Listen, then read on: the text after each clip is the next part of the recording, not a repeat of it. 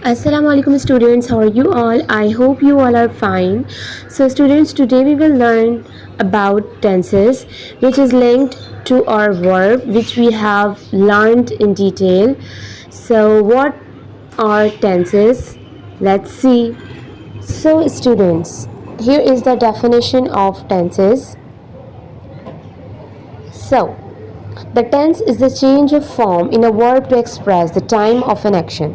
जो हमारे टेंस होते हैं, जो हमारे ज़माने होते हैं, वो हमारी जो वर्ब की फॉर्म्स होती हैं उनका चेंज होते हैं, जिसके थ्रू हमें ये पता लगता है कि कौन सा एक्शन जो है वो किस टाइम पे हुआ है, आया वो आज हुआ है, कल हुआ था या कल होगा, एक्सेट्रा एक्सेट्रा. ठीक है, तो ये जो टेंसेस होते हैं आपके, इनकी 3 काइंड्स होती हैं, आपके 3 ज़माने होते हैं हमारे, यानी कि प्रेजेंट जो आज चल रहा है हाल, ठीक है, फिर होता है पास्ट जो कि कल हमारा गुजर गया है, फिर होता है हमारे पास फ्यूचर यानी कि जो अभी हमारा आएगा.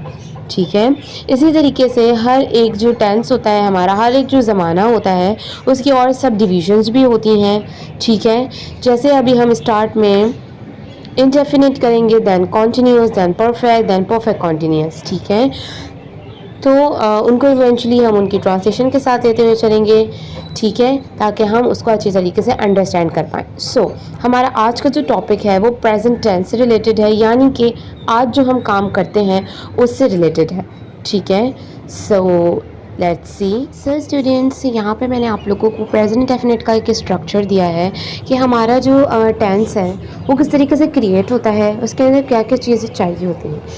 जैसे कि आप लोग कुकिंग करते हैं, ठीक है, तो उसके लिए आपको उसके इंग्रेडिएंट्स, उस रेसिपी को क्रिएट करने के लिए उसके इंग्रेडिएंट्स का पता होना ज़रूरी है.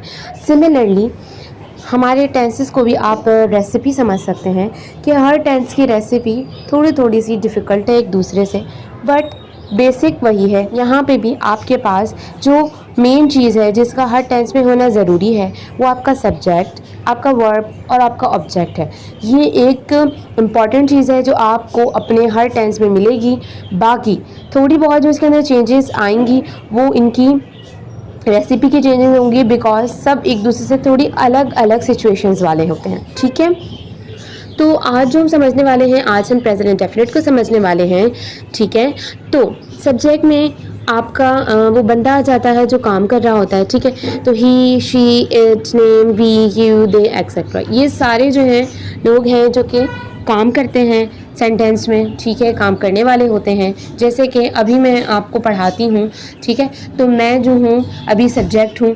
ठीक है, यानी आई. इसके अलावा अब नेक्स्ट नंबर पे आ जाता है वर्ब. ठीक है, तो प्रेजेंट इंडेफिनिट यानी जब भी हम हाल की बात कर रहे हो तो उसके लिए एक रूल हमेशा याद रखिए. प्रेजेंट इंडेफिनिट की बात कर रही हूँ मैं, यानी जो सिंपल प्रेजेंट जब भी हम बात कर रहे हैं तो आप उसके लिए हमेशा याद रखिए कि उसके लिए आपकी फ़र्स्ट फॉर्म ही लगती है वर्ब की.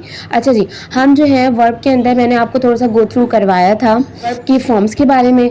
ठीक है, तो इंशाल्लाह ताला आप लोग को मैं एक लिस्ट भी शेयर करूँगी. ठीक है, जिसमें आपके फॉर्म ऑफ द वर्ब जो कॉमन यूज़ होती हैं वो दूंगी मैं आपको, ताकि आप लोग उसको अच्छी तरीके से समझ पाएँ. ठीक है, कि उसमें कौन से जो है हमारा फर्स्ट होता है, कौन सा सेकंड होता है और कौन सा थर्ड होता है. ठीक है, तो अभी के लिए अगर हम बात करें प्रेजेंट इंडेफिनिट में फर्स्ट फॉर्म ही यूज़ करते हैं.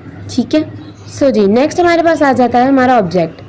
तो ऑब्जेक्ट आपका कोई भी चीज़ हो सकती है जिसके ऊपर काम हो रहा हो. ठीक है, जैसे कि मैंने आपको यहाँ पे पिक्चर के हिसाब से दो सेंटेंसेस जो हैं क्रिएट करके दिखाए हैं. जैसे कि नंबर 1 है ही ड्रिंक्स वाटर.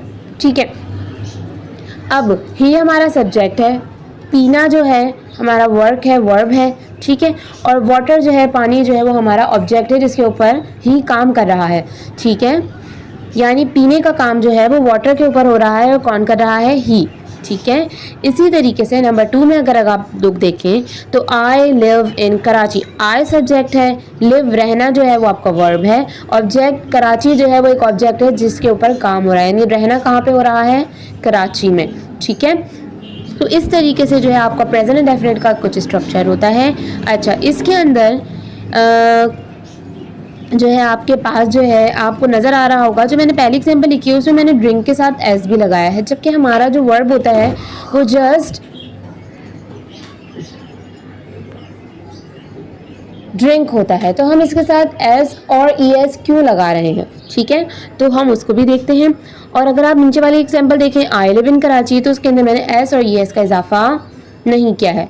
अच्छा जी, ये एस और ई एस वाला जो रूल है ये सिर्फ आपका प्रेजेंट इंडेफिनिट में ही मौजूद होता है, तो इसको आप लोगों ने बहुत अच्छी तरीके से माइंड में इनग्रेव रखना है, ठीक है। नीचे आप अगर कुछ एग्जांपल्स और मजीद देखेंगे तो उसमें मैंने लिखा है ही गोज़ टू स्कूल। अब गो तो एक जी ओ गो जाना जो है वो एक वर्ब होता है, इसके साथ ई एस मैंने लगाया है। इसके अलावा मैंने लिखा आई ड्रिंक वाटर, उसके साथ मैंने एस या यस नहीं लगाया है। नेक्स्ट मैंने लिखा दे प्ले फुटबॉल, तो प्ले के साथ प्ले जो कि हमारा वर्ब है उसके साथ भी मैंने एस और एस नहीं लगाया है, ठीक है। अच्छा जी, किसके साथ वर्ब की फॉर्म में एस और एस का हम इजाफा करते हैं, उसके लिए मैंने आपको नीचे लिख के दिया है। एस और एस हम लगाते हैं ही के साथ, शी के साथ, इट के साथ या फिर किसी के नेम के साथ, ठीक है। और एस और एस हम कहाँ नहीं लगाते, वो है दे, वी, यू और आई, ठीक है। अच्छा जी, ये एक सिंपल सी चीज़ होती है, यानी कि जब भी हम अपने प्लूरल की बात ना करें, सिंगुलर हो हमारा सब्जेक्ट, यानी एक ही हो, जैसे ही एक ही है, शी भी एक ही है, इट भी एक ही है, किसी बंदे का नाम है तो वो भी एक ही है, तब हम वर्ब की फॉर्म को जो है एस या फिर ई एस लगा के प्लूरल फॉर्म में बना देते हैं, ठीक है। लेकिन अगर हमारा सब्जेक्ट खुद ही प्लूरल है, जैसे दे हम ज़्यादा लोगों के लिए बात करेंगे, ठीक है, वी वो को भी हम ज़्यादा लोगों के लिए बात करेंगे, बट आई भले ही सिंगुलर है बट ये उसके अंदर इंक्लूड नहीं होता। आई के साथ हम कभी भी एस और एस नहीं लगाते, ये प्रेजेंट डेफिनेट का रूल है, तो आपने इसको माइंड में रखना होगा, ठीक है। आपने जैसे इसको इस तरीके से याद कर लेना है, ही, शी, इट, नेम अगर आपके पास आ जाए तो आपने एस और एस का इजाफा करना है, और उसके अलावा जितने भी रिमेनिंग हो उनके साथ एस और एस का इजाफा